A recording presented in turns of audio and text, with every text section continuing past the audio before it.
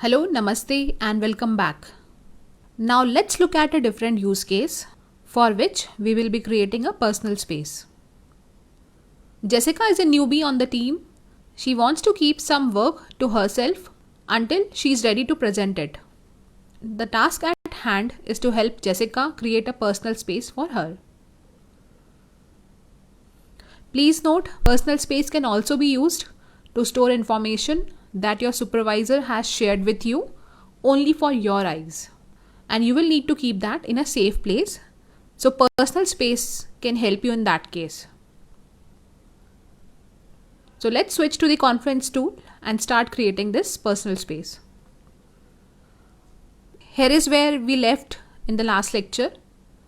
Now let's get back to the dashboard by clicking on the Confluence.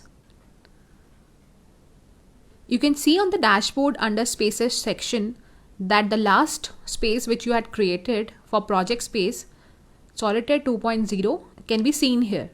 Also here as well. So now to create a personal space, there are two ways.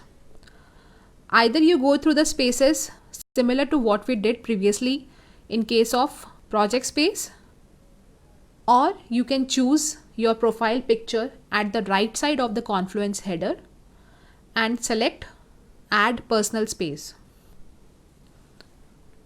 Since Jessica is the administrator in this Confluence account, her name is showing under the space name. You can choose a different name or you continue with the same name.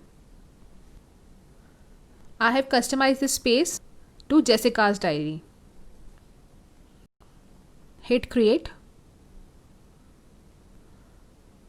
Okay, so Jessica has now got a space that she can call her own, but she still needs to lock it down to make sure it's only visible to her. To do that, go to Space Settings on the left hand side of the dashboard.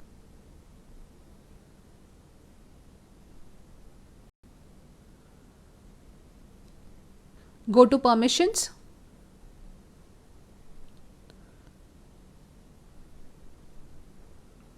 You should see the Confluence users group listed under the groups.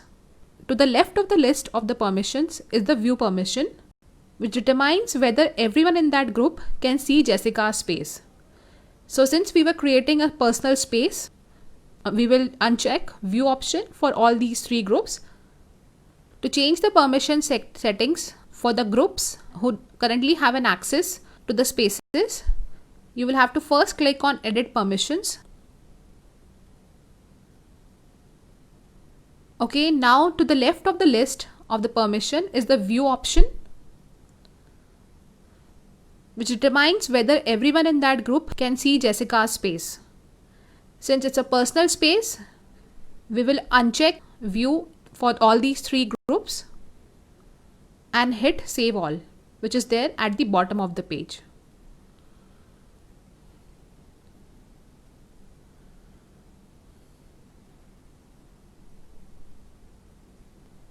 Just one important point to be noted here. In case of cloud version, when you edit the permission for a personal space or any of the space, the screen will prompt you to upgrade your Confluence account to a version which will enable you to edit the permissions for this particular Confluence account. You can upgrade for free, and the free version is available for the next 30 days.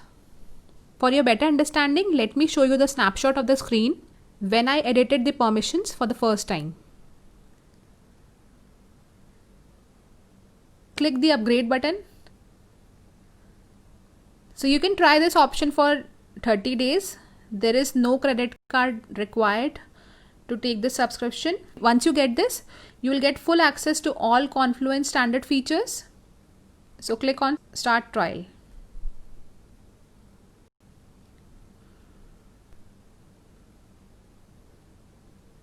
Click on Done.